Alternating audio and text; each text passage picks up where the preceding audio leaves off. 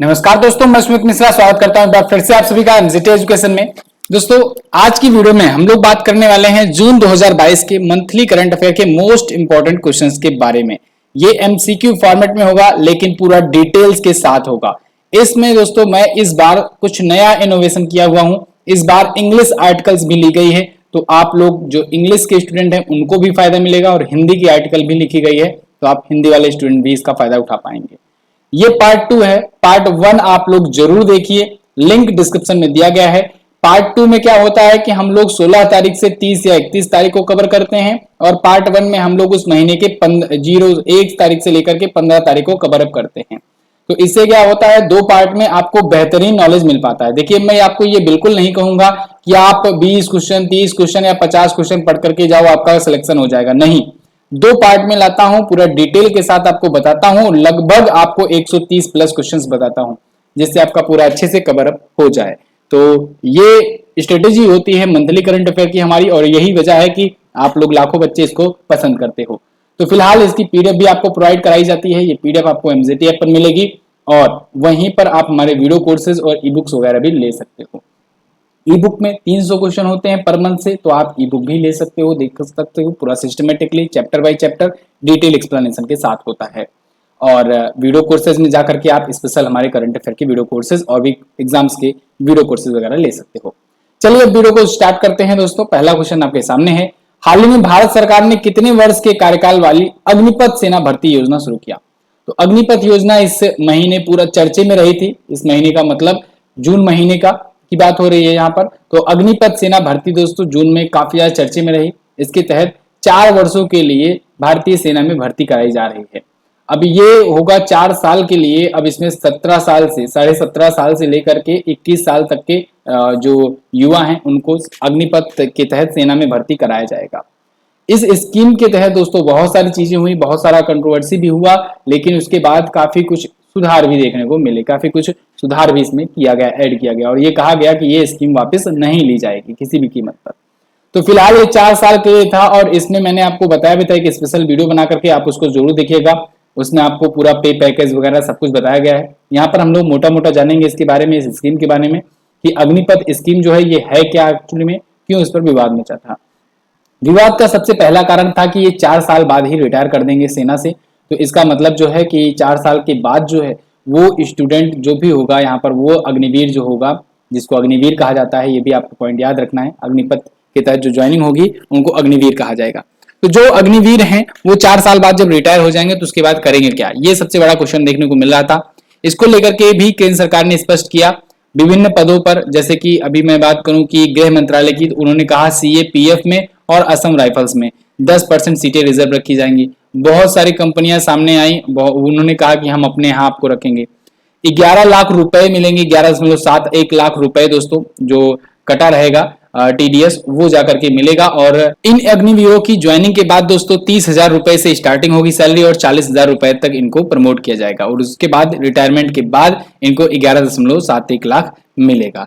तो ये अग्निपथ योजना थी। इसके बारे में अगेन मैं आपसे कहूंगा, आप लोग वीडियो जरूर देखिएगा कि वो वाली जो अग्निपथ एमजीटी एजुकेशन डाल करके आप सर्च करेंगे मिलेगी। उस वीडियो में पूरा डिटेल्स में आपको बताया गया है, काफी ज्यादा, क्योंकि बड़ा मुद्दा था, बड़ी पूरा इन्फॉर्मेशन जरूरी है आपको जानना, तो वो आप जरूर देखिएगा। कुल मिलाकर यहाँ पर आप जानेंगे कि रक्षा जो सैनिक हैं, रक्षा मंत्रालय के तहत जो सेना आती है ना, जैसे थल सेना, नौसेना और वायुसेना, इसमें भर्तियां जो कराई जाएंगी ये अब अग्निपथ स्कीम के तहत ही कराई जाएंगी। क्लियर है? अब इसमें महिलाओं को भी शामिल किया जाएगा। अगला, हाल ही में किस देश ने औषधीय उपयोग के लिए भांग को वैध बताया? तो दोस्तों औषधीय उपयोग के लिए भांग को वैध यानी कि समझ लो वैलिड करार देने वाला देश बना है थाईलैंड। थाईलैंड ने अभी अपने देश में अप्रूव कर दिया है कि देखिए पहली एशियन कंट्री बन गई है टू लीगलाइज मैरिजुआना। मैरिजुआना एक प्रकार का भांग होता है, मादक पदार्थ होता है। ओनली फॉर मेडिकल यूज के लिए इसने इसको दोस्तों अभी अप्रूव किया हुआ है। और मैंने आपको एक देश का नाम बताया था, माल्टा। माल्टा जो देश है ये दुनिया का पहला देश था दोस्तों ड्रग को या फिर कहें कि भांग या गांजे को मंजूरी देने वाला ऑफिशियल रूप से, लेकिन ये भी लिमिटेशन के साथ ही मंजूरी दिया था। तो दोनों आपको याद रखना है, भांग की खेती को मंजूरी देने वाला दुनिया का पहला देश माल्टा, एशिया का पहला देश थाईलैंड। क्लियर है? तो मरीजुआना और भांग उत्पादों को उगाना यहाँ पर जो है वैलिड हो गया है। अगला, भारत में पहला ब्लॉकचेन सक्षम यूपीआई सेवा प्रोवाइडर कौन बना? तो वो बन गया है एक्सपे लाइफ। एक्सपे.लाइफ ये इंडिया में पहला blockchain based UPI service provider बन गया है। यहाँ पर आप आर्टिकल देख पाओगे, Xpay life first blockchain enabled UPI service provider in India. तो ये एक फिनटेक स्टार्टअप है। कार्तिक कालाधार इसके मुख्य बिक्री अधिकारी हैं। अगला, हाल ही में जारी ग्लोबल स्टार्टअप इकोसिस्टम रैंकिंग में एशिया में शीर्ष पर कौन है? तो एशिया में दोस्तों शीर्ष पर है ग्लोबल स्टार्टअप इकोसिस्टम रैंकिंग में केरल। बहुत इंपॉर्टेंट क्वेश्चन है, इसको आप याद रखेंगे, ये क्वेश्चन बन सकता है। ग्लोबल स्टार्टअप इकोसिस्टम रैंकिंग में केरल जो है एशिया में टॉप किया हुआ है। तिरुवनंतपुरम यहाँ की जो राजधानी है, एक्चुअली में यहाँ पर जो सिटी है वो टॉप की हुई है, ठीक है ना, स्टेट को नहीं लिया जाएगा। दुनिया भर के सिटीज के बीच में ये रैंकिंग जारी की गई थी। तो इसमें ग्लोबल स्टार्टअप इकोसिस्टम रिपोर्ट के तहत तिरुवनंतपुरम को यहाँ पर टॉप पर चुना गया है। तो देखिए यहाँ पर वैश्विक स्थान पर चौथा स्थान मिला हुआ है इसको, यानी कि विश्व भर में चौथा स्थान और एशिया में टॉप पर है। वहीं बेंगलुरु शहर जो है ये 22वें नंबर पर है। तो दोस्तों फ्लैश सेल चल रहा है टेक्स्ट बुक का 24 घंटों के लिए। देखिए मैंने आपसे पहले भी कहा था कि टेक्स्ट बुक की पास की प्राइसेस बढ़ने वाली हैं, तो बढ़ गई थी, 499 हो गया है, लेकिन सिर्फ आज के लिए दोस्तों फ्लैश सेल है और इस पर आपको 25% का डिस्काउंट मिल रहा है। और ये पा सकते हैं आप टेक्स्ट बुक पास मात्र 375 रुपए में। आपको करना क्या है, कूपन कोड यूज करना है एमजेटी कूपन कोड यूज करते हैं तो 124 रुपए का डिस्काउंट प्राप्त कर पाएंगे और ये टेक्स्ट बुक पास मात्र 375 में पा जाएंगे। आपको पता होगा टेक्स्ट बुक पास लेने से दोस्तों आपको हर एक प्रकार के एग्जाम का यहाँ पर मॉक टेस्ट मिलने वाला है, चाहे आप ग्रुप डी की तैयारी कर रहे हो, चाहे आप यूपीपीईटी की तैयारी कर रहे हो या फिर इंडिया के किसी भी एग्जाम की प्रिपरेशन कर रहे हो, यहाँ पर आपको मॉक टेस्ट मिलेगा और बेहतर कंपटीशन मिलेगा, क्योंकि यहाँ पर बहुत सारे स्टूडेंट, लाखों स्टूडेंट एनरोल करके बैठे हुए हैं। तो आप जाइए अभी लीजिए, डिस्क्रिप्शन में लिंक दिया गया है, कूपन कोड यूज करना मत भूलना एमजेटी, जिससे आपको 25% का डिस्काउंट मिल सके।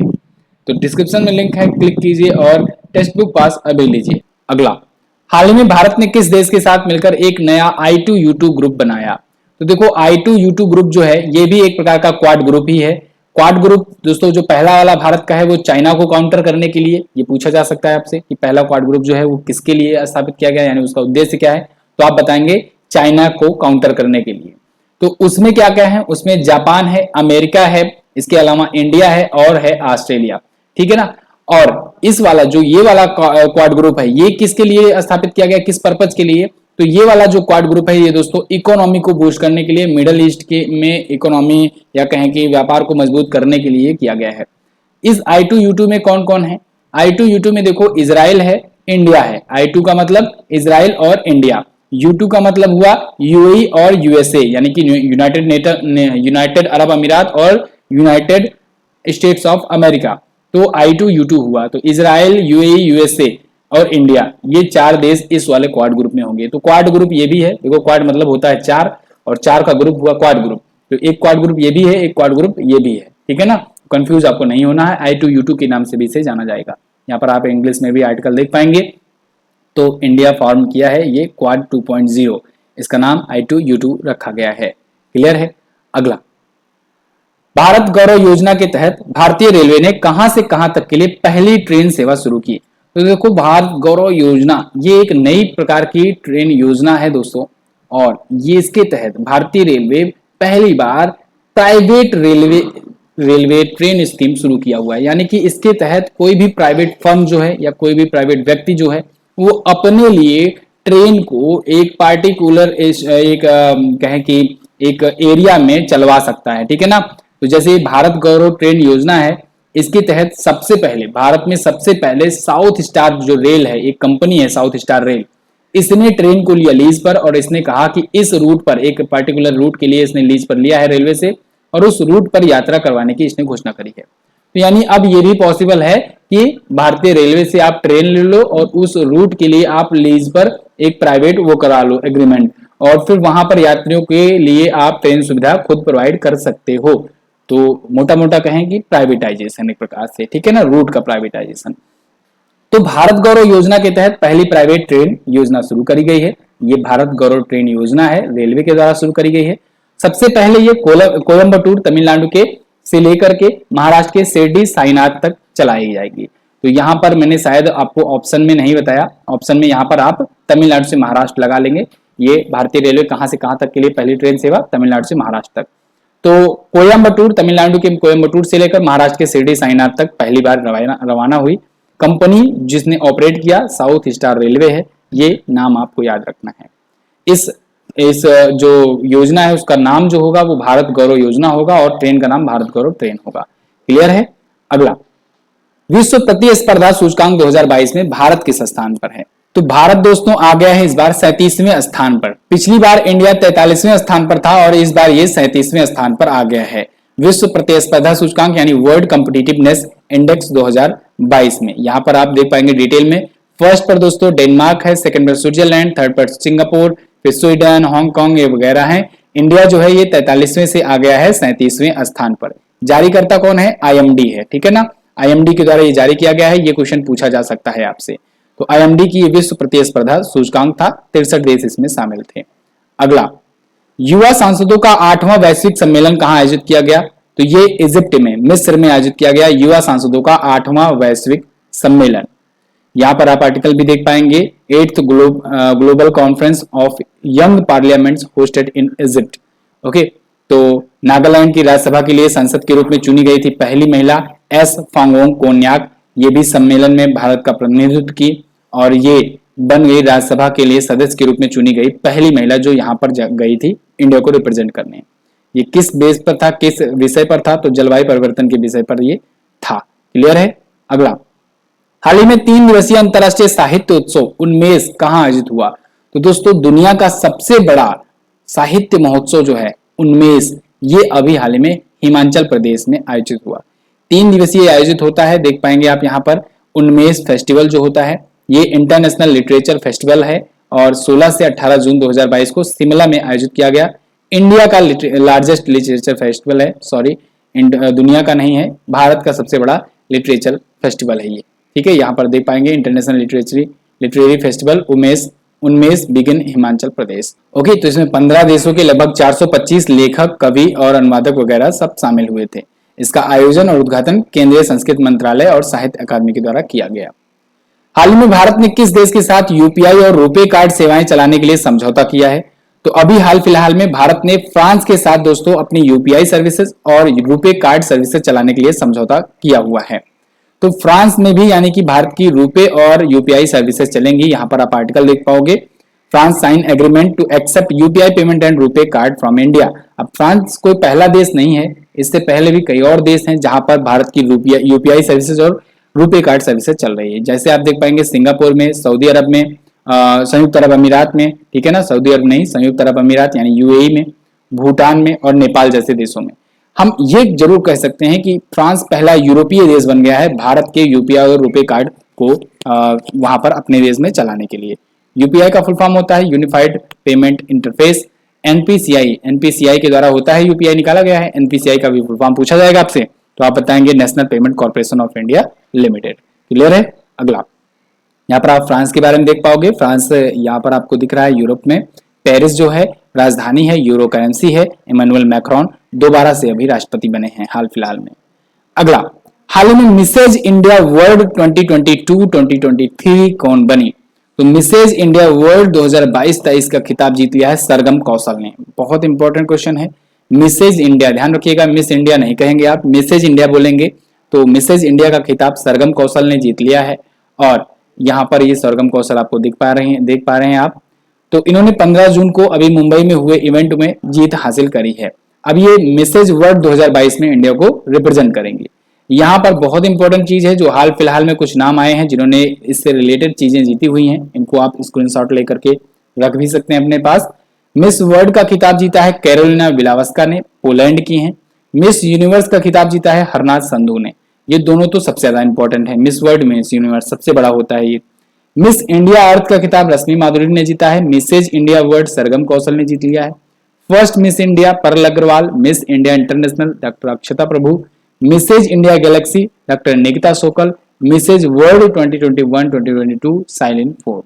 ओके, अगला दोस्तों, अगर वीडियो पसंद आया करे तो प्लीज आप लोग लाइक जरूर कर दिया करो। आप लोग कई हजारों की संख्या में देखते हो लेकिन वीडियो को लाइक नहीं करते हो। वीडियो को लाइक कर दोगे तो थोड़ा सा हमारा भी मोटिवेशन बढ़ जाएगा। और आप लोग के लिए ग्रुप डी जीएस का स्पेशल बैच लाया गया है। तो ग्रुप डी जीएस और उसका करंट अफेयर और उसका साइंस, ये 3 चीजें आपका तैयार कराया जा रहा है मात्र 399 में। इस बैच को जरूर ज्वाइन करिए। ग्रुप डी में 1 लाख वैकेंसीज हैं, लेकिन आप ये मत समझिएगा कि 1 लाख है तो बहुत ज्यादा वैकेंसी आप आसानी से क्लियर कर पाओगे, नहीं। कंपटीशन भी बहुत ज्यादा है और एनटीपीसी वाले जो बच्चे हैं ना, जिन्होंने फॉर्म भरा है ना, वो सब बैठेंगे इसमें। तो चाहे वो सीबीटी 2 में क्वालिफाई हुए बच्चे हों चाहे नहीं हो, सब लोग एग्जाम देंगे। भले ही उनको जाकर के आगे एनटीपीसी ज्वाइन करना है, लेकिन वो यहाँ पर कट ऑफ बढ़ा करके चले जाएंगे। तो इसीलिए आप लोग को आई थिंक बैच ज्वाइन करना चाहिए। एमजीटी ऐप पर आपको ये बैच मिल जाएगा। MGT app Google play store से डाउनलोड करें या फिर आप व्हाट्सएप कर सकते हैं 7235993937, ठीक है ना। तो इस पर आप कांटेक्ट कर सकते हैं, व्हाट्सएप कर सकते हैं, आपको पूरा जानकारी दी जाएगी। अगला, बालिका पंचायत शुरू करने वाला देश का पहला राज्य कौन बना? तो बालिका पंचायत सबसे पहली बार दोस्तों गुजरात में शुरू हुआ है। गुजरात में, याद रखिएगा, बालिका पंचायत शुरू करने वाला देश का पहला राज्य बन गया है। यहाँ पर क्या होगा कि एक एक पंचायत बनाई जाएगी, वहां पर अध्यक्ष भी जो होगी वो भी बालिकाएं होंगी और वो पूरी तरीके से बालिकाओं पर ही पंचायत होगी बेस्ड, ठीक है ना।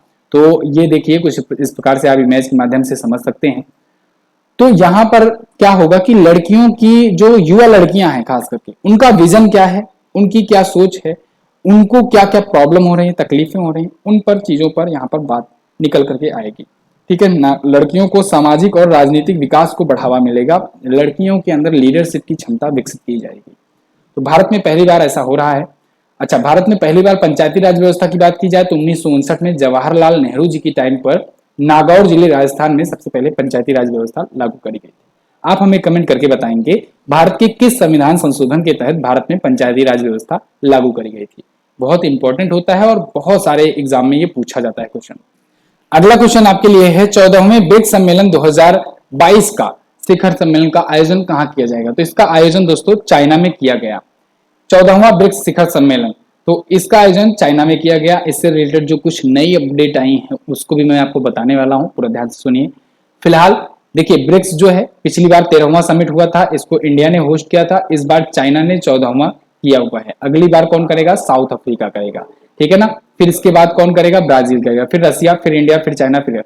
इसका मतलब आप समझ पाए? इसका मतलब ये बिल्कुल ऐसे सीरियल वाइज चलता है, जैसे ही लिखा गया है ना ब्रिक्स, उसी हिसाब से सीरियल वाइज चलता है। तो इस बार चाइना किया है, अगली बार साउथ अफ्रीका करेगा। एक चीज क्लियर हुआ आपका।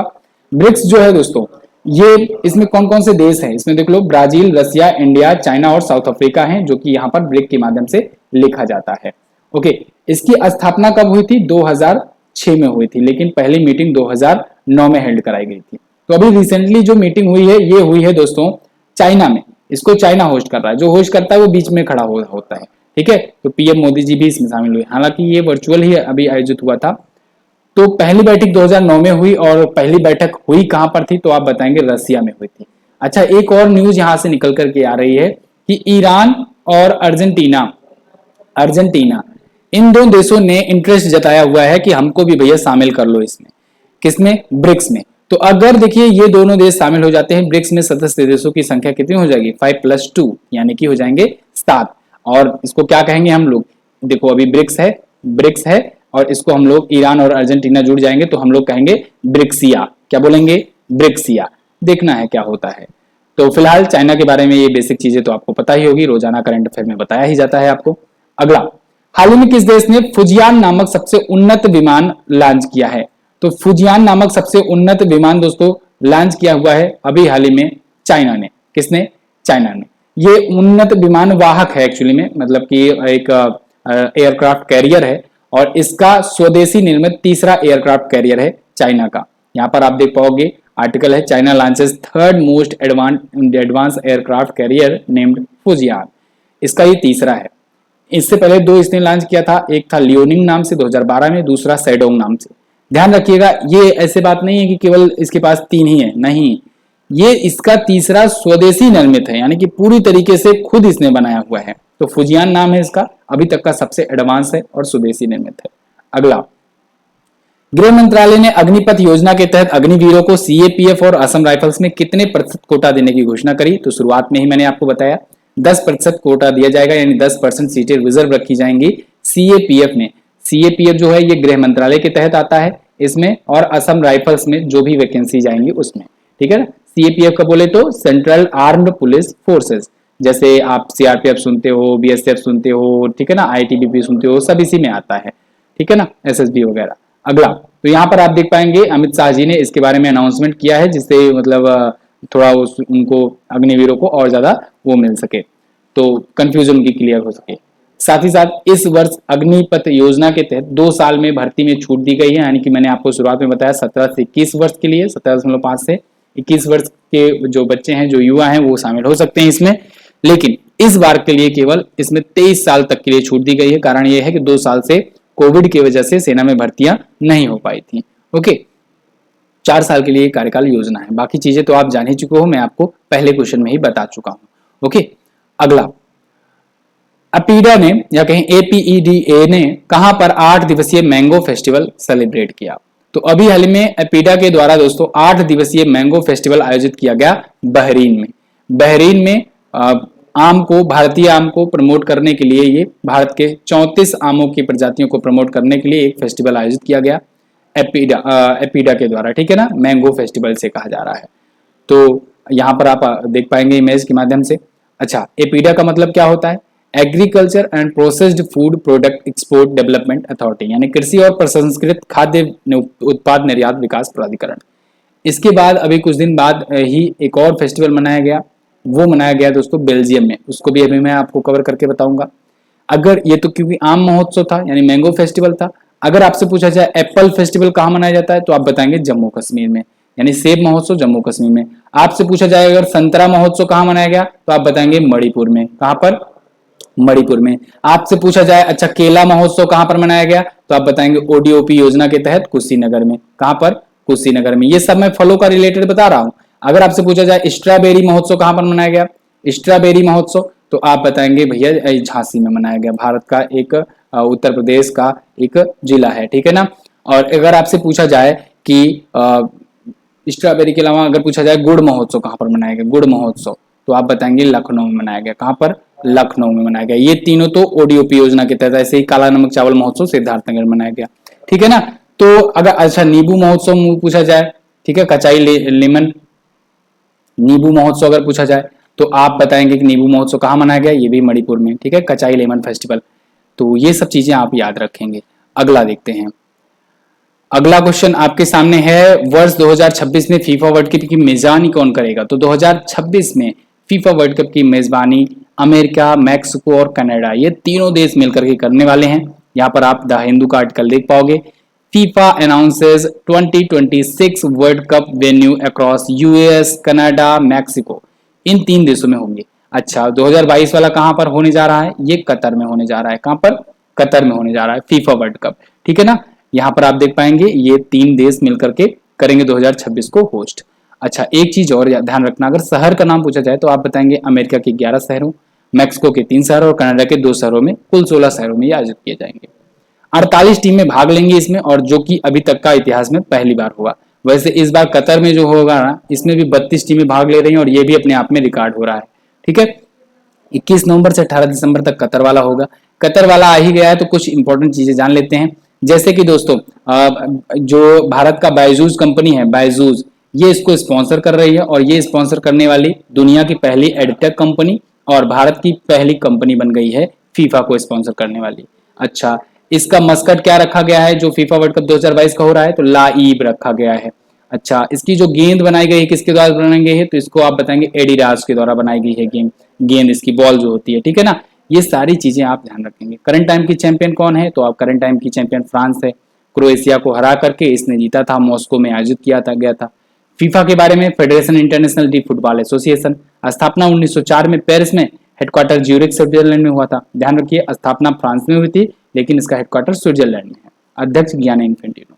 आपको दोस्तों मैं पूरा डिटेल के साथ कंटेंट देता हूं, आप लोग लाइक जरूर किया करो, और जो बाकी के जो वीडियोज हैं उनका लिंक डिस्क्रिप्शन में दिया गया है, आप वहां से जाकर के बाकी के महीनों को देख लो। बहुत सारे कमेंट आते रहते हैं लगातार कि सर 100% क्वेश्चन आपका मैच करता है एग्जाम्स में। एग्जाम्स में कोई सा भी क्वेश्चन नहीं रहता है जो मिस हो जाता है। आप जितने भी क्वेश्चन कराते हो करंट अफेयर अगर आप पूछा जाता है तो सारे के सारे मैच करते हो। तो बहुत अच्छा लगता है आपको कि ऐसे कमेंट्स देख करके, और मैं लगातार जब भी मतलब मौका मिल पाता है मैं शेयर भी करता हूँ आप लोगों से वो चीज़ें, जिससे बाकी लोग के अंदर थोड़ा सा ट्रस्ट बिल्डअप हो सके। तो आप लोग को देखो जब पूरा डिटेल दिया जाएगा तो क्यों नहीं मैच करेगा क्वेश्चन, इसलिए आप लोग जहाँ पर पूरा कंटेंट मिल रहा है अच्छे तरीके से तो बिल्कुल फॉलो कर सकते हैं, चैनल को सब्सक्राइब कर सकते हैं। अगला है, हाल ही में किस हवाई अड्डे को विश्व का सर्वश्रेष्ठ हवाई अड्डा 2022 घोषित किया गया? तो अभी हाल ही में दुनिया का सबसे अच्छा हवाई अड्डा घोषित किया गया है कतर के हवाई अड्डे को। कतर के किस हवाई अड्डे को? हमद हवाई अड्डे को। हमद एयरपोर्ट दोस्तों ये कतर में है और यहाँ पर आप देख पाएंगे कुछ इस प्रकार से इमेज इसकी। ये दुनिया का विश्व का सर्वश्रेष्ठ हवाई अड्डा घोषित किया गया है लगातार दूसरे साल हो गई। स्काई ट्रैक्स के द्वारा एक रिपोर्ट आई थी, स्काई ट्रैक्स के द्वारा, और इसके द्वारा ये चीजें बताई गई। इसमें कुछ और भी टाइप की कैटेगरीज में बताए गए हैं, जैसे भारत और दक्षिण एशिया में कहा गया कि सबसे बढ़िया क्षेत्रीय एयरपोर्ट कैंपेगौड़ा है बेंगलुरु में जो कि स्थित है। कर्मचारी सेवा और भोजन के मामले में विश्व का सर्वश्रेष्ठ हवाई अड्डा सिंगापुर का चांगी एयरपोर्ट है। खरीदारी और सबसे परिवार के अनुकूल सर्वश्रेष्ठ एयरपोर्ट जो है वो इस्तांबुल का हवाई अड्डा है। दुनिया का सबसे स्वच्छ और सर्वश्रेष्ठ घरेलू हवाई अड्डा जो है ये टोक्यो हनेडा है, ठीक है ना, घरेलू हवाई अड्डा टोक्यो का हनेडा एयरपोर्ट। तो आप याद रखेंगे चीजें। अगला, 44वें शतरंज ओलंपियाड के लिए मसाल रिले का शुभारंभ किसने किया? तो इसका शुभारंभ प्राइम मिनिस्टर नरेंद्र मोदी जी ने किया है। देखो 44वां शतरंज ओलंपियाड जो है ये शुरू हो रहा है और इस बार चेन्नई में आयोजित हो रहा है, ठीक है ना, चेन्नई में। और इस बार पहली बार हुआ है जब मसाल रिले इसमें चलाई जा रही है। ओलंपियाड है, ओलंपिक की तर्ज पर यहाँ पर मसाल रिले जलाई गई और इसे देश भर के जगह जगह पर लेके जाएंगे। कौन? जो चेस के शतरंज के महान नामी गिरामी लोग हैं, खिलाड़ी हैं। तो ये 44वां चेस ओलंपियाड होगा, इस बार चेन्नई में आयोजित किया जा रहा है। तो अभी नई दिल्ली में इंदिरा गांधी स्टेडियम में दोस्तों इसका मसाल रिले का शुभारंभ किया गया है और अब भारत बन गया है शतरंज ओलंपियाड मसाल रिले रखने वाला पहला देश। ये शुरुआत भारत में क्योंकि हुई। तो ये आयोजन 28 जुलाई से 10 अगस्त के बीच में चेन्नई में होना है। ओके, 44वां इसका संस्करण होगा। अगला, भारत टूटे चावल का सबसे बड़ा भारतीय टूटे चावल का सबसे बड़ा आयातक देश कौन बना? तो वो बन गया चाइना। चाइना भारत के टूटे हुए चावल को सबसे ज्यादा खरीदने वाला देश बन गया है। यहाँ पर आप आर्टिकल देख पाओगे, China takes over as biggest importer of Indian broken rice. तो अब आप सोचोगे कि ये ब्रोकन राइस यानी टूटा हुआ चाइना चावल लेकर के कर क्या रहा है? तो इसका उपयोग दोस्तों बहुत ज्यादा जगह पर किया जाता है, इथेनॉल वगैरह की प्रोडक्शन में, ठीक है ना। टूटे हुए चावल यूज किए जाते हैं, सड़े गले अनाज यूज किए जाते हैं जिससे एथेनॉल बनाया जा सके। और एथेनॉल का आप उपयोग आजकल देख ही रहे हो, आने वाले टाइम पर डीजल पेट्रोल की जगह पर ये यूज किया जाएगा भारी मात्रा में। अभी भी यूजेज इसका शुरू हो ही चुका है। तो कहीं ना कहीं भारतीय टूटे चावल का जो चाइना ले रहा है तो इसका यूज अच्छी जगह करेगा। चाइना इतना बेवकूफ तो है नहीं। टोटल अगर बात करें 97% टूटा हुआ चावल चाइना ही खरीद ले गया, ठीक है ना, भारत से। अगला, अच्छा, ग्रुप डी का जो बैच आया जिसके बारे में मैंने आपको बताया, इसमें लाइव और रिकॉर्डेड क्लासेस दोनों होंगी। पीडीएफ आपको डिटेल में दी जाएगी। मंथली ई बुक जो आती है हमारी, जो कि सबसे शानदार पसंदीदा ई बुक होती है आप लोग की, वो एग्जाम तक फ्री में दी जाएंगी। रिवीजन क्लासेस होंगी। एनटीपीसी सीबीटी 2 के जो भी सॉल्व पेपर्स हैं वो सॉल्व कराए जाएंगे, जो भी क्वेश्चंस पूछे गए हैं, क्योंकि आपको यहाँ पर बेहतरीन लेवल देखने को मिलने वाला है ग्रुप डी एग्जाम में। तो आप एनटीपीसी सीबीटी 2 का पेपर जरूर सॉल्व करके जाएंगे। मात्र 399 में है, आप डाउनलोड कर सकते हो एमजेटी ऐप, वहां से जाकर इसके बाय कर सकते हो। डेली लाइव क्लासेस और रिकॉर्डेड क्लासेस पे अपलोड होती हैं। तो इसे नाम दिया है हम लोगों ने ग्रुप डी का त्रिनेत्र बैच। कारण यह है कि इसमें जीएस, साइंस और करंट अफेयर आपका तैयार कराया जा रहा है मात्र 399 में। टॉपिक वाइज क्लासेस भी होंगी, डिटेल पीडीएफ भी होंगी, प्रैक्टिस सेट भी आपका कराया जाएगा। अगला, अंतरराष्ट्रीय योग दिवस की थीम क्या है? इसकी थीम है दोस्तों योगा फॉर ह्यूमैनिटी। बहुत बहुत इंपॉर्टेंट क्वेश्चन है इस बार का ये। International yoga day, yoga for humanity, इस बार की इसकी थीम है। 21 जून को मनाया जाता है। 8वां इसका संस्करण है। भारत की ही ये देन है। 2015 में भारत की ही पहल पर अंतरराष्ट्रीय स्तर पर शुरू किया गया। अगर आपसे 2021 का थीम पूछे तो आप बताएंगे योगा फॉर वेलनेस था। इस बार का क्या है? Yoga for humanity. अगला, हाल ही में किसने Gautam Adani the man who change India नामक पुस्तक लिखी? तो ये दोस्तों गौतम अडानी जी की बायोग्राफी है। इसको लिखा है अभी हाल ही में आर.एन. भास्करन ने। आर.एन. भास्करन, यहां पर आप आर्टिकल देख पाओगे, R N. Bhaskar biography on Gautam Adani to hit the stand in October महीने में आने वाली है। गौतम अडानी की जीवनी है, बायोग्राफी है, पेंगुइन रैंडम हाउस इंडिया के द्वारा पब्लिश की जाएगी। अंतरराष्ट्रीय योग दिवस के अवसर पर योग विकास और संवर्धन के लिए प्रधानमंत्री पुरस्कार किसे मिला? तो जैसा कि आप जानते हैं दोस्तों, प्रधानमंत्री पुरस्कार दिए जाते हैं योगा डे पर। तो प्रधानमंत्री पुरस्कार इस बार मिला है भिखु संघसेना और रोजो रॉड्रिक्स को। इन दोनों को इंडिविजुअल कैटेगरी में दिया गया है। ये दो कैटेगरी में दिए जाते हैं, एक तो इंडिविजुअल कैटेगरी में, एक इंस्टीट्यूशनल कैटेगरी में। तो इंडिविजुअल कैटेगरी में इन दोनों को मिला है प्राइम मिनिस्टर योगा अवार्ड जो है, यहाँ पर आप आर्टिकल भी देख पाओगे। तो निम्नलिखित श्री भिखु संघसेना लेह के हैं, लद्दाख के हैं, और श्री मार्कस विनिसेंट रोजो रोड्रिगेज जो कि हैं दोस्तों ब्राजील के। इन दोनों को दिया गया है और यहाँ पर आप मेरी लैंग्वेज में, मेरी भाषा में लिखा हुआ देख पाएंगे। अब अच्छा, अगर संगठन की बात करें तो the divine life society Uttarakhand को मिला है, और वहीं British wheel of yoga United kingdom को। इन दोनों को इंस्टीट्यूट की कैटेगरी में मिला है, इंस्टीट्यूशनल कैटेगरी में। क्लियर है ना? बिल्कुल। 25 लाख की नगद प्राइज दी जाती है, ट्रॉफी या सर्टिफिकेट मिलता है। अगला, अंतरराष्ट्रीय मैचों में संयुक्त रूप से 5वें सबसे ज्यादा गोल करने वाले पहले भारतीय फुटबॉलर कौन बने? तो वो बन गए हैं सुनील छेत्री। यहाँ पर छेत्री थोड़ा सा गलत लिख उठा है, छेत्री इस प्रकार से लिखा जाएगा। तो सुनील छेत्री जी संयुक्त रूप से 5वें सबसे ज्यादा गोल करने वाले भारतीय फुटबॉलर बन गए हैं। ठीक है, यहाँ पर आप आर्टिकल देख पाओगे। आर्टिकल देखना दो चीजों के लिए फायदेमंद है, एक तो इंग्लिश स्टूडेंट्स को यहाँ पर कंटेंट मिल जाएगा, दूसरा आपके अंदर एक ट्रस्ट बिल्डअप हो जाएगा कि हाँ भैया जो मैं पढ़ा रहा हूँ प्रॉपर तरीके से आपको रेफरेंस देकर के पढ़ा रहा हूँ, तो गलत चीजें नहीं पढ़ाई जा रही हैं। ठीक है ना? अमूमन क्या होता है, कभी कभी टीचर्स की एक मिस्टेक की वजह से स्टूडेंट का वो क्वेश्चन उसके दिमाग में बस गया रहता है और वही कंफ्यूजन रहता है एग्जाम तक, और अगर एग्जाम में क्वेश्चन पूछ लिया गया तो स्टूडेंट वहां पर गलती करके चला आता है। तो ये बड़ा नुकसान हो जाता है। और सोचो अगर वीडियो 20,000 लोग देख रहे हैं तो 20,000 लोग में अगर वो बात फैल गई तो आप समझो 20,000 लोगों का एक क्वेश्चन गलत करवा दिए। तो ये रिस्पॉन्सिबिलिटी हम लोग की है कि मैं आपको जो भी कंटेंट दूं वो बिल्कुल ऑथेंटिक हो, सही हो। इसके लिए आपको यहाँ पर प्रॉपर तरीके से एक नया इनिशिएटिव शुरू किया गया है। क्लियर है? तो फिलहाल सुनील छेत्री के बारे में यहाँ पर हम लोग बात करेंगे। 129 मैचों में 84 गोल इन्होंने किए हुए हैं। अब 84 गोल ही दोस्तों एक और खिलाड़ी है जिन्होंने किया है, लेकिन अनफॉर्चुनेटली वो जो 84 गोल है दोस्तों वो फेरेंक पुस्कस ने किया था, और वो अब रिटायरमेंट ले चुके हैं। हंगरी के थे वो। तो जब रिटायरमेंट ले चुके हैं तो मतलब एक्टिव खिलाड़ी तो सुनील छेत्री ही बने। तो यानी कि अब ये 5वें से चौथे आने पर ज्यादा देर नहीं लगाएंगे, एक भी गोल किए तो आ जाएंगे चौथे पर, संयुक्त रूप से, क्योंकि बराबरी कर लिए हैं। फिलहाल अगर एक्टिव गोल करने वालों में देखें तो एक्टिव गोल करने वालों में क्रिस्टियानो रोनाल्डो हैं, लियोनेल मेसी हैं और सुनील छेत्री। एक्टिव गोल करने वाले का क्या मतलब हुआ? ऐसे खिलाड़ी जो अभी एक्टिव हैं, मतलब अभी भी मैच खेलते हैं।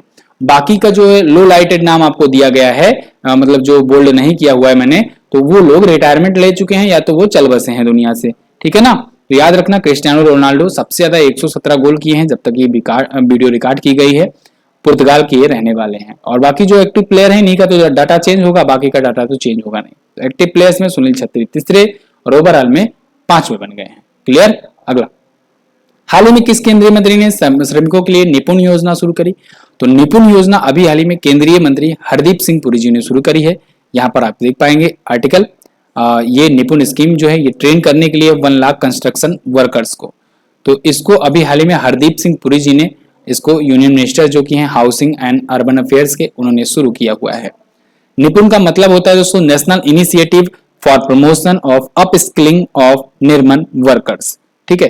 तो इसके तहत बेसिकली ये किया जाएगा निपुण स्कीम के तहत कि मजदूरों को, श्रमिकों को ऐसा ट्रेन किया जाए कि वो ना सिर्फ भारत में काम करने के लिए कैपेबल हो सके, बल्कि उनकी स्किल ऐसी हो कि वो फॉरेन में भी जाकर के अच्छी खासी नौकरी पा सके। ठीक है ना? तो इसलिए किया गया है। एक राष्ट्र एक राशन कार्ड लागू करने वाला 36वां राज्य कौन बना? तो वो बन गया असम। अभी आप सोचोगे ये 36 राज्य तो है ही नहीं भारत में तो 28 राज्य है। बिल्कुल सही कहा आपने।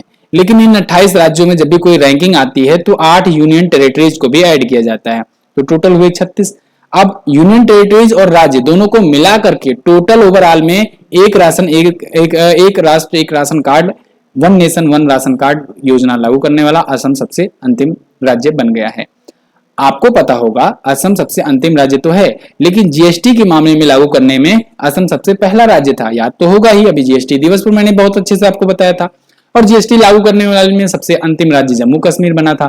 ठीक है ना? ये भी आपको याद रखना चाहिए। फिलहाल यहाँ पर हम लोग इस क्वेश्चन के बारे में बात करेंगे कि ये 1 नेशन 1 राशन कार्ड योजना क्या है। सर इसको पहले बता दो। तो 1 नेशन 1 राशन कार्ड योजना का मतलब यही है दोस्तों कि एक देश हो और उसमें एक ही राशन कार्ड पूरे देश भर में लागू हो सके। तो यहाँ पर आप आर्टिकल भी देख पाएंगे। इसका अर्थ मोटे मोटे शब्दों में ये समझो, जैसे एक एग्जांपल में बताता हूं। आप मान लो उत्तर प्रदेश के निवासी हो, आपके पास राशन कार्ड है और आप यहाँ से राशन लेते हो, आप मान लो कुछ दिन बाद जाकर महाराष्ट्र में बस गए, वहां पर रहने लगे, तो महाराष्ट्र में भी लागू हो ही चुका है क्योंकि छत्तीसों राज्य में लागू हो चुका है। तो आप महाराष्ट्र में वहां पर पहले क्या होता था कि अलग से वहां का बनवाना पड़ता था राशन कार्ड, लेकिन अब ऐसा नहीं होगा। अब भारत का ही राशन कार्ड है, जैसे आधार कार्ड है ना, वो हर जगह मान्य है, वैसे ही अगर आपका उत्तर प्रदेश का, भारत की किसी भी राज्य का राशन कार्ड है, तो आप किसी भी राज्य में जाकर के रहते हो तो वहां से भी राशन उसी कार्ड पर ले सकते हो। समझ में आ रहा है बात मेरी? जैसे आपके पास आधार कार्ड है तो वो पूरे ऑल इंडिया वैलिड होता है, वैसे ही ये भी है। ठीक है ना? तो फिलहाल ये सभी चीजें हैं, आप इसको देख सकते हो, पास करके देख लेना। आगे बढ़ते हैं। अगला क्वेश्चन है, हाल ही में पहली भारत नेपाल भारत गौरव पर्यटन ट्रेन कहां से चलाई गई? तो ये चलाई गई दोस्तों नई दिल्ली से। अभी मैंने भारत गौरव ट्रेन परियोजना के बारे में आपको बताया, और अब यहाँ पर भारत गौरव ट्रेन जो है ये नेपाल तक, नेपाल के जनकपुर तक चलाई गई है नई दिल्ली से। तो ये आप याद रखेंगे, पहली बार ऐसा हुआ है जब भारत गौरव ट्रेन जो है वो पहला ऐसा ट्रेन जो दिल्ली से नेपाल तक गई है भारत गौरव परियोजना के तहत। भारत गौरव परियोजना को मैंने अच्छे से समझाया कि भारत की पहली प्राइवेट ट्रेन सेवा है। तो फिलहाल ये जो पर्यटक ट्रेन है दोस्तों, ये दिल्ली के सफदरगंज रेलवे स्टेशन से जनकपुर और नेपाल तक गई हुई है।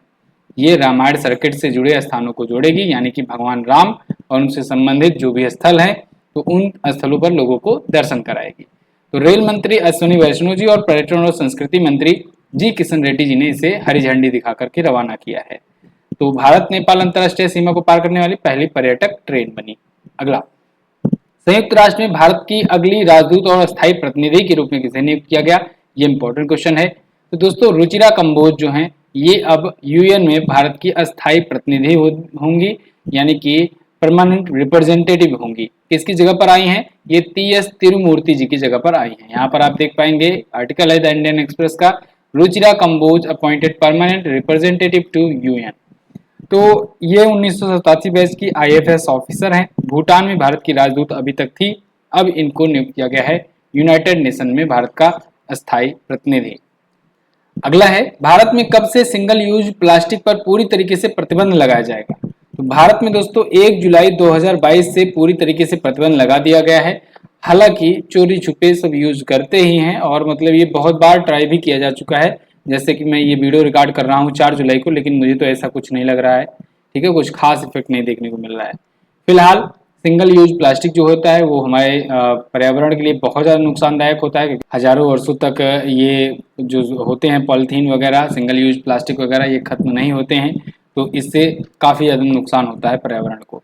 तो सरकार इस पर सख्ती दिखाने की कोशिश तो करी, लेकिन मतलब बहुत ज़्यादा इसका इफेक्ट देखने को नहीं मिला है। तो फिलहाल बहुत सारी चीज़ों पर उसके उत्पादन, पॉलीथीन के उत्पादन और आयात निर्यात पर, स्टॉक बिक्री पर प्रतिबंध लगाने की घोषणा करी गई है। 23 जून को कौन सा दिवस मनाया गया? अंतर्राष्ट्रीय ओलंपिक दिवस और संयुक्त राष्ट्र लोक सेवा दिवस। ये दोनों दिवस मनाए जाते हैं 23 जून को दोस्तों। इंपॉर्टेंट डे होता है, दोनों को एक एक करके हम लोग जानेंगे। सबसे पहले ओलंपिक दिवस की बात करें तो इसी दिन 23 जून को 1894 में दोस्तों IOC इंटरनेशनल ओलंपिक कमेटी की स्थापना हुई थी। इस वजह से ये दिन चुना गया 23 जून। अब देखिए 1896 में पहली बार आधुनिक ओलंपिक के खेलों की शुरुआत हुई, तो ये भी आप याद रखेंगे। 1896 में पहली बार एथेंस ओलंपिक खेला गया था, आधुनिक ओलंपिक की शुरुआत हुई थी। इंटरनेशनल ओलंपिक कमेटी की बात अगर करेंगे तो इसका हेडक्वार्टर लुसाने में है और इसके अध्यक्ष हैं थॉमस बाक, और इस बार की थीम है together for a peaceful world. Okay, ये तो रहा अंतर्राष्ट्रीय ओलंपिक दिवस। यहाँ पर मैंने बात करी थी संयुक्त राष्ट्र लोक सेवा दिवस की भी, ये भी मनाया जाता है दोस्तों 23 जून को प्रत्येक वर्ष। ये भी याद रखेंगे आप, यूनाइटेड नेशन का पब्लिक सर्विस डे होता है ये। अगला क्वेश्चन, कॉर्सेरा ग्लोबल स्किल रिपोर्ट 2022 में भारत किस स्थान पर है?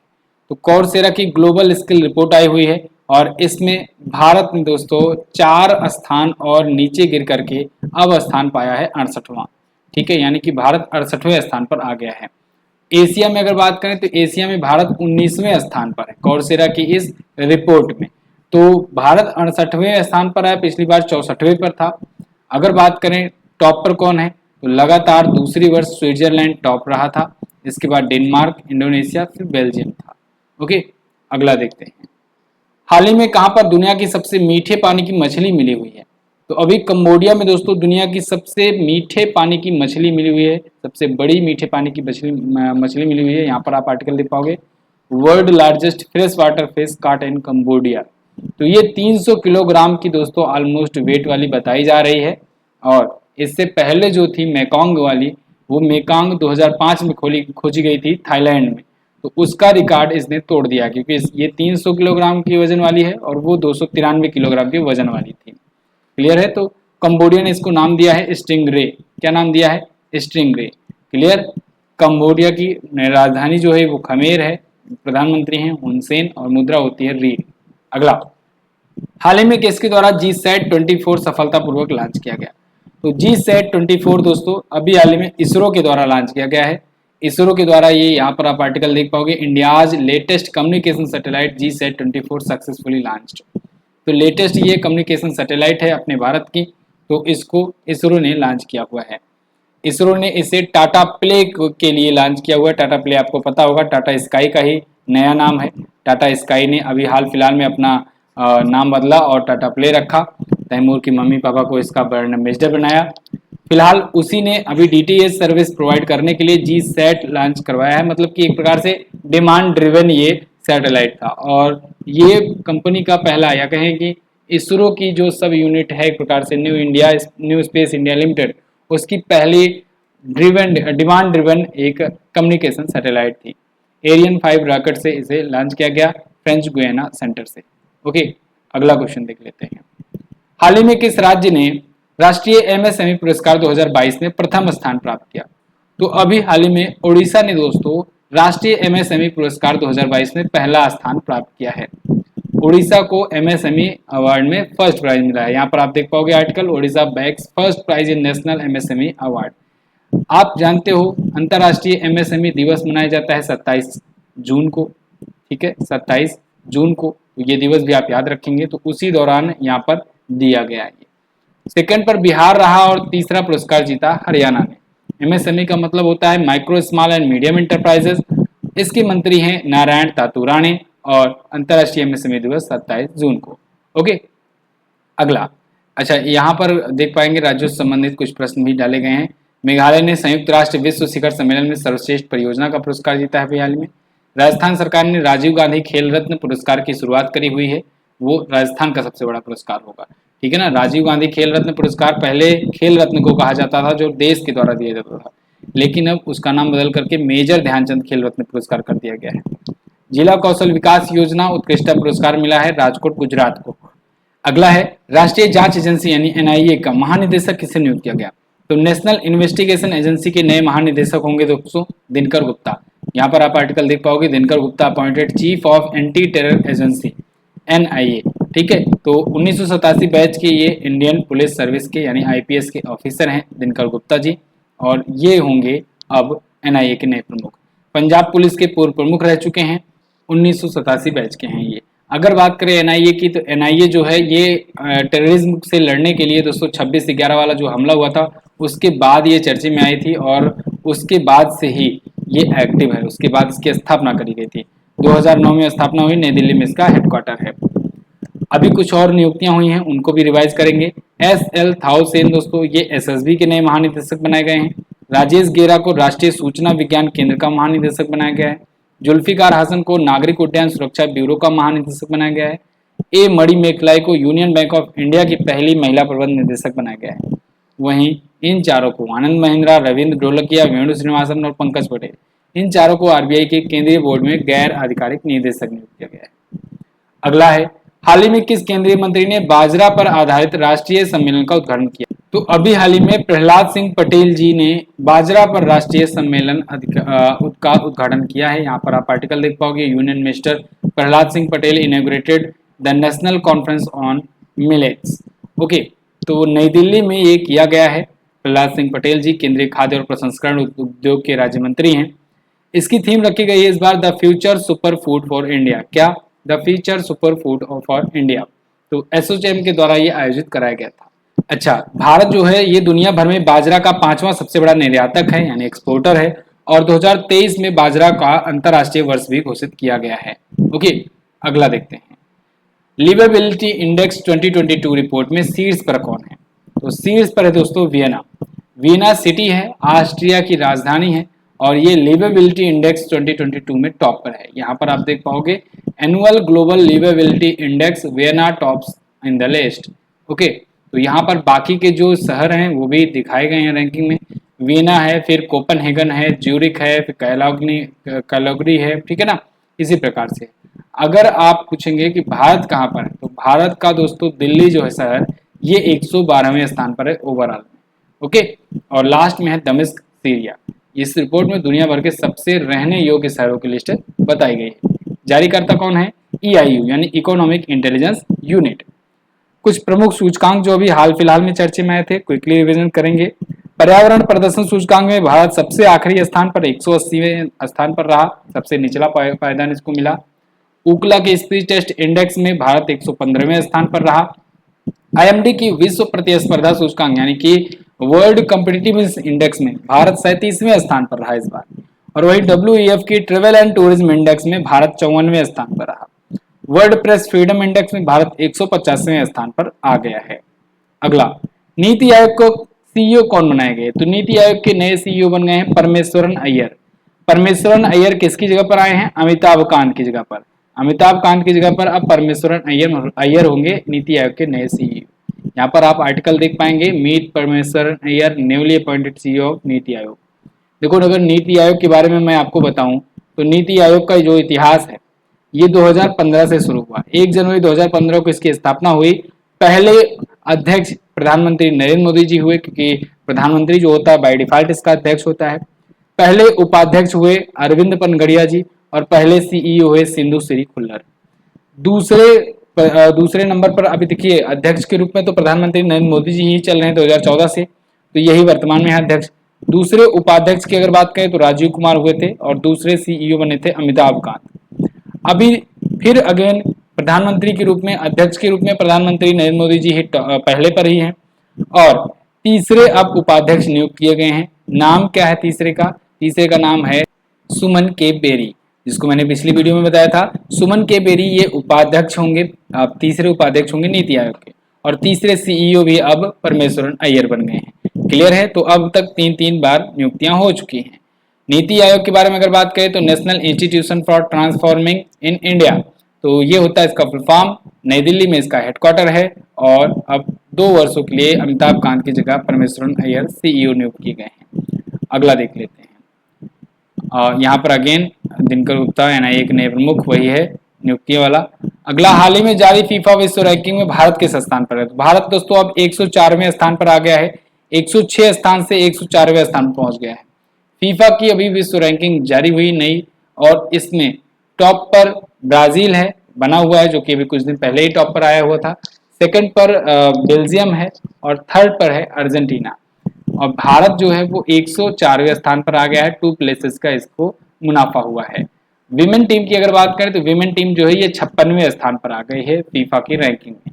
ओके, अच्छा, एशियाई फुटबॉल परिसंघ में अगर बात किया जाए, यानी कि एशिया में अगर रैंकिंग की बात की जाए, तो एशिया में ईरान टॉप पर है और एशिया में भारत है 19वें स्थान पर। वैसे ईरान ओवरऑल रैंकिंग में 23वें स्थान पर है। यहाँ पर भी मैंने आपको बताया था, फर्स्ट पर Brazil, second Belgium, third Argentina, fourth पर है फ्रांस। अगला, हाल ही में किस टीम ने पहली बार रणजी ट्रॉफी जीता? तो पहली बार रणजी ट्रॉफी जीता है दोस्तों मध्य प्रदेश की टीम ने। मध्य प्रदेश की टीम ने 41 बार की चैंपियन मुंबई को हरा दिया है और अब बन गई है रणजी ट्रॉफी जीतने वाली एक नई टीम। यहाँ पर आप देख पाओगे आर्टिकल, तो मेडन टाइटल जीता है after 6 wicket win over Mumbai. Madhya Pradesh team के कप्तान की बात करेंगे तो आदित्य श्रीवास्तव थे। कप्तान से ज्यादा कोच चर्चे में रहे चंद्रकांत पांडे जी, ये मध्य प्रदेश टीम के कोच रहे। विजेता टीम को 2-2 करोड़ रुपए दिए जाएंगे। अगला, इंटेलिजेंस ब्यूरो का नया महानिदेशक किसे बनाया गया? तो IB के दोस्तों नए प्रमुख बन गए हैं तपन कुमार टेका। बहुत इंपॉर्टेंट नियुक्ति है। देखिए इस महीने में बड़ी बड़ी नियुक्तियां हुई हैं। बड़ी बड़ी बोले तो देखो हर महीने में नियुक्तियां तो होती ही हैं, लेकिन इस महीने में क्या है ना, जो भी नियुक्तियां हुई वो बड़ी बड़ी हुई हैं। चाहे आप देखो NIA हो, CBDT हो, IB हो, गेल हो, ठीक है ना, बहुत बड़ी बड़ी नियुक्तियां हुई हो। नीति आयोग के CEO हो, ठीक है, सेबी हो, इसके बाद फिर BSC हो, सब बड़ी बड़ी नियुक्तियां हुई हैं। तो इस बार की नियुक्तियां आपको बहुत ध्यान से देखना है। Tapan Kumar Deka is a new IB chief. RNAW head Samant Goel gets another extension, यानी कि सामंत गोयल जो कि रॉ के, जिसे हम लोग R&AW कहते हैं, रिसर्च एनालिसिस एंड विंग कहते हैं, तो उसके अध्यक्ष जो सामंत गोयल हैं उनको 1 साल का एक्सटेंशन मिला है। और तपन कुमार डेका जो है ये IB के नए महानिदेशक हैं। अगला क्वेश्चन देख लेते हैं। हाल ही में किस देश को यूरोपियन यूनियन का उम्मीदवार का दर्जा दिया गया? तो अभी हाल ही में मालदीवा और जॉर्जिया और यूक्रेन, इन 3 देशों को EU के उम्मीदवार का दर्जा दिया गया। अब देखो यहाँ पर इंटरेस्टिंग बात क्या है। अगर आप लोग डेली करंट अफेयर फॉलो करते होंगे तो मैंने अभी कुछ ही दिनों में 3 बड़े बड़े संगठनों में नए नए देशों के शामिल होने की बातें आपको बताई। एक तो नाटो में, एक ब्रिक्स में, एक यहाँ पर EU में, और एक और किस में, कॉमनवेल्थ में, ठीक है ना। तो देखिए इन सभी देशों में, इन सभी संगठनों में नए नए देश जुड़े हुए हैं। और ऐसा बहुत सालों के बाद में होता है, ऐसा कभी होता है जब कई देश किसी संगठन में जुड़ रहे हो। जैसे अभी मैं बताऊं कि ब्रिक्स में देखोगे, जैसे आप 2010 में साउथ अफ्रीका जुड़ा था और तब से आज देखिए 12 साल से ज्यादा हो गए हैं, अभी तक कोई देश नहीं जुड़ा। ऐसे ही EU है, नाटो है, कॉमनवेल्थ है, जल्दी जल्दी नहीं जुड़ते मतलब। तो अभी इस बार ऐसा दोस्तों संयोग बना है कि चारों संगठनों में देखिए कितने नए नए देश जुड़ रहे हैं। चलिए याद करना चाहोगे आप तो मैं बता दे रहा हूँ, याद कर लो। इस हिसाब से अगर याद करोगे चारों का एक साथ तो बहुत अच्छे से याद हो जाएगा। ब्रिक्स में अभी बातचीत चल रही थी कि ईरान और अर्जेंटीना जुड़ रहा है। ईरान और अर्जेंटीना रिक्वेस्ट डाला हुआ है कि ये जुड़ेगा। नाटो में दोस्तों मैंने आपको बताया था कि स्वीडन और फिनलैंड, ये दोनों देश शामिल होना चाहते हैं। तो इसके लिए बार बार तुर्की रोक दे रहा था, लेकिन तुर्की भी अब मंजूरी दे दिया है। तो अब स्वीडन और फिनलैंड जो है नाटो में जाने के लिए इनका रास्ता साफ हो गया है।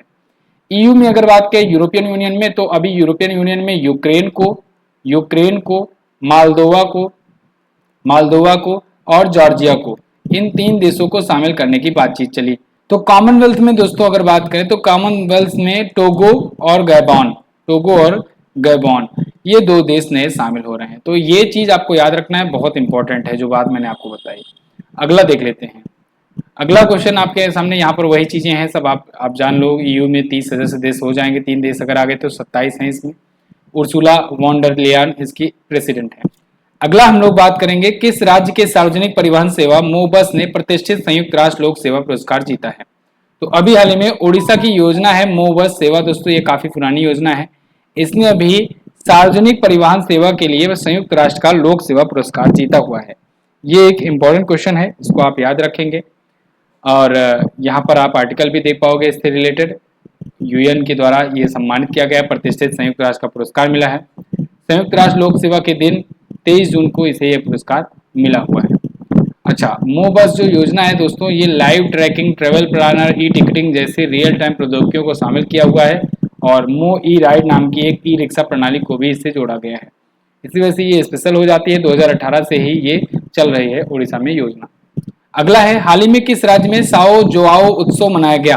तो अभी हाल ही में गोवा में दोस्तों साओ जोआओ उत्सव मनाया गया। ये फेस्टिवल वहां पर मनाया जाता है, वहां पर जो ईसाई धर्म के लोग हैं उनके द्वारा मनाया जाता है Sao Joao festival.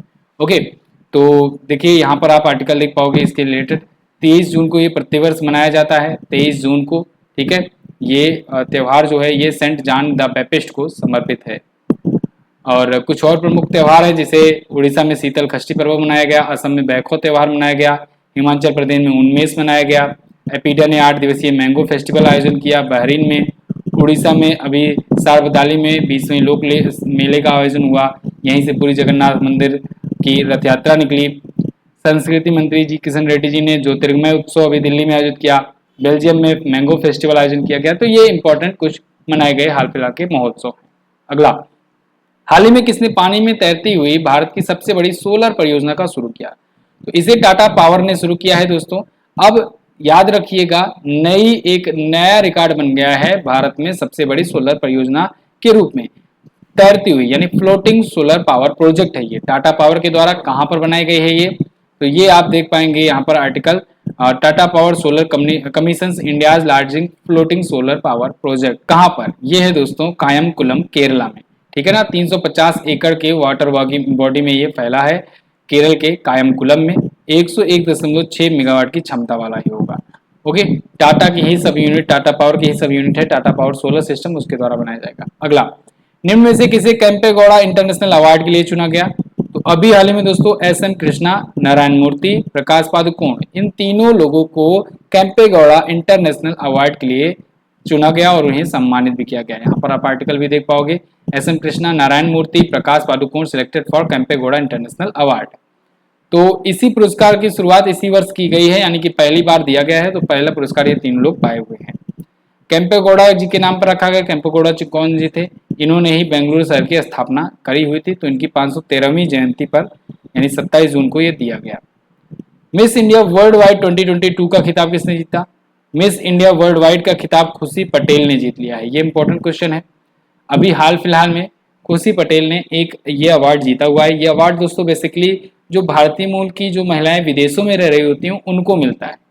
Miss India world wide कहलाता है ये, ठीक है। तो इसमें वैदेही डोंगरे सेकंड रही हैं और श्रुति माने ये थर्ड पर रही हैं, ठीक है। और खुशी पटेल ने जीता है खिताब।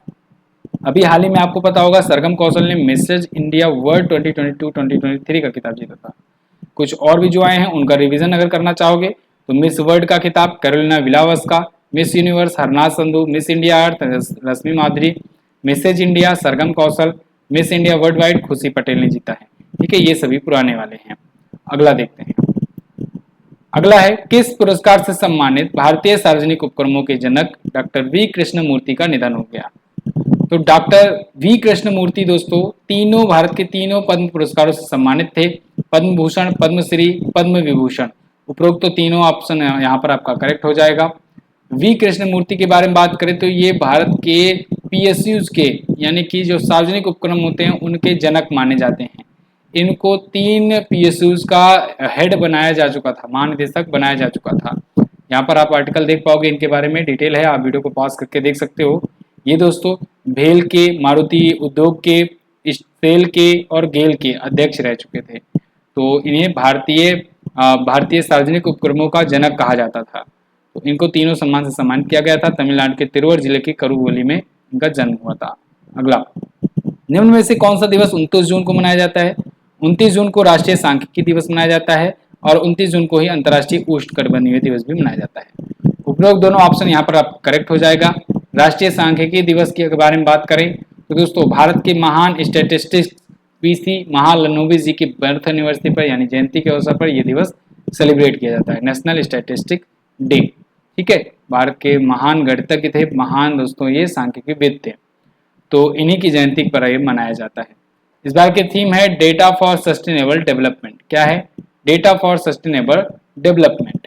अगर अंतर्राष्ट्रीय उष्णकटिबंधीय दिवस के बारे में बात करेंगे तो दोस्तों ये जो दिवस है ये उष्णकटिबंधीय देशों के सामने आने वाली जो चुनौतियां होती हैं, जो पर्यावरण वाली चुनौतियां होती हैं ग्लोबल टाइप की, उनसे निपटने के लिए ये मनाया जाता है। 2016 से ये शुरू हुआ था। हाल ही में कहाँ पर G7 की बैठक हुई? तो G7 की बैठक जर्मनी में हुई। इस बार भारत भी इसमें हिस्सा लेना गया था। हालांकि भारत इसमें इसका सदस्य नहीं है G7 का, फिर भी यहाँ मीटिंग में हिस्सा लेने गए थे नरेंद्र मोदी जी। यहाँ पर आप देख पाओगे who are G7 who summit in Germany, India has been invited to.